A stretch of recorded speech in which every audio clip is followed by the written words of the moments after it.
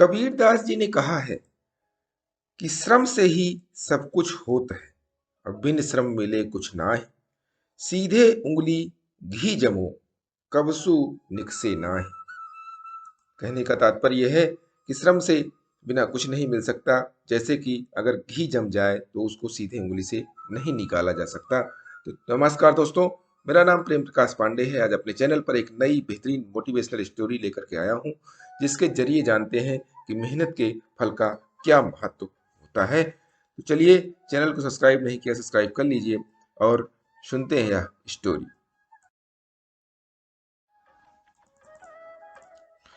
एक नगर में प्रतिष्ठित व्यापारी रहते थे। उन्हें बहुत समय बाद एक पुत्र की प्राप्ति हुई। उसका नाम चंद्रकांत रखा गया।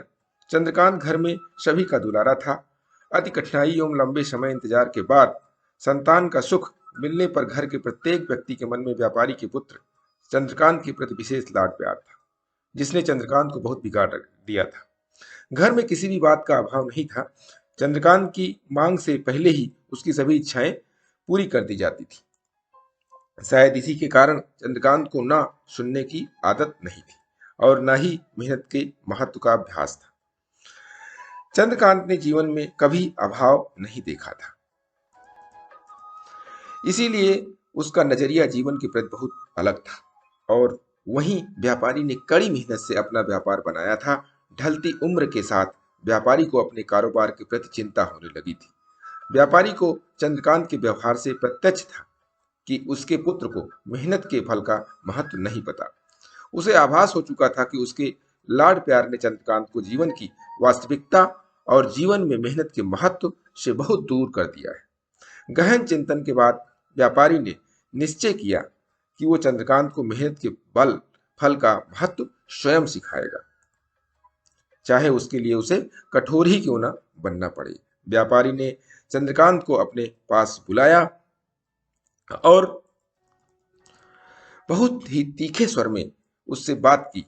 उसने कहा कि तुम्हारा मेरे परिवार से कोई अस्तित्व नहीं है।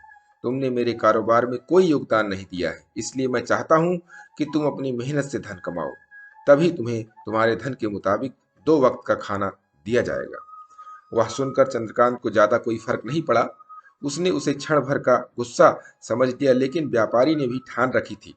उसने घर के सभी सदस्यों को आदेश दिया कि कोई चंद्रकांत की मदद नहीं करेगा और ना ही उसे बिना धन के भोजन दिया जाएगा। चंद्रकांत से सभी बहुत प्यार करते थे, जिसका उसने बहुत फायदा उठाया। वो रोज किसी न किसी के पास जाकर धन मांग लाता और अपने पिता को दे देता, और व्यापारी उसे उन पैसों को कुएं में फेंकने को बोलता, जिसे चंद्रकांत बिना किसी अड़चन के फेंक आता और उसे रोज भोजन मिल जाता। ऐसा कई दिनों तक चलता रहा, लेकिन अब घर के लोगों को रोज रोज धन देना भारी पड़ने लगा। सभी उससे अपनी कन्नी काटने लगे, जिस कारण चंद्रकांत को मिलने वाला धन कम होने लगा और उस धन के हिसाब से उसका भोजन भी कम होने लगा। एक दिन चंद्रकांत को किसी ने धन नहीं दिया और उसे अपनी भूख को शांत करने के लिए गांव में जाकर कार्य करना पड़ा। उस दिन वो बहुत देर से थका हारा व्यापारी के पास पहुंचा और धन देकर भोजन मांगा। रोज के अनुसार व्यापारी ने उसे वो धन कुएं में फेंकने का आदेश दिया, जिसे इस बार चंद्रकांत सहजता से स्वीकार नहीं कर पाया और उसने पलट कर जवाब दिया, पिताजी, मैं इतनी मेहनत करके पसीना बहाकर इस धन को लाया हूं और आपने मुझे एक ही क्षण में इसे कुएं में फेंकने को कह दिया। यह सुनकर व्यापारी समझ गया कि आज चंद्रकांत को मेहनत के फल का महत्व समझ आ गया है। व्यापारी भली भांति जानता था कि उसके परिवार वाले चंद्रकांत की मदद कर रहे हैं, तभी चंद्रकांत इतनी आसानी से धन कुएं में डाल आता था। लेकिन उसे पता था कि एक न एक दिन सभी परिवारजन चंद्रकांत से कन्नी काट लेंगे। उस दिन चंद्रकांत के पास कोई विकल्प शेष नहीं होगा।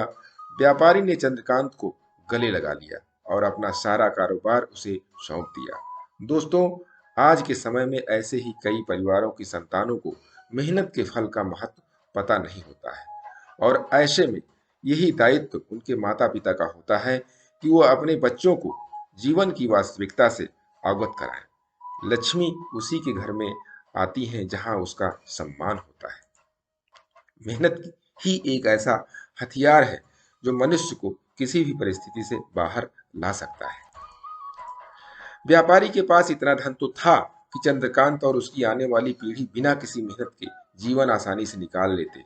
लेकिन अगर आज व्यापारी अपने पुत्र को मेहनत का महत्व नहीं बताता, तो एक न एक दिन व्यापारी की आने वाली पीढ़ी व्यापारी को कोसती।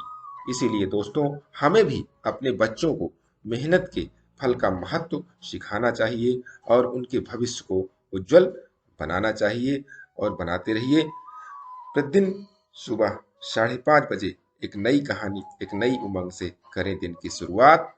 तब तक के लिए छोटों से मिले प्यार और बड़ों से मिले आशीर्वाद और भगवान के सहारे के साथ यही कहूंगा कि काम तो सभी करते हैं, पर काम करो कुछ ऐसा कि उदाहरण बन जाए। स्टोरी अच्छी लगी तो लाइक कीजिए, शेयर कीजिए अपने इष्ट मित्रों में भी, और कमेंट्स कीजिए। और चैनल को अभी तक सब्सक्राइब नहीं किया, सब्सक्राइब कर लीजिए, और नई नई बेहतरीन मोटिवेशनल स्टोरी पाने के लिए प्रेस बेल आइकन।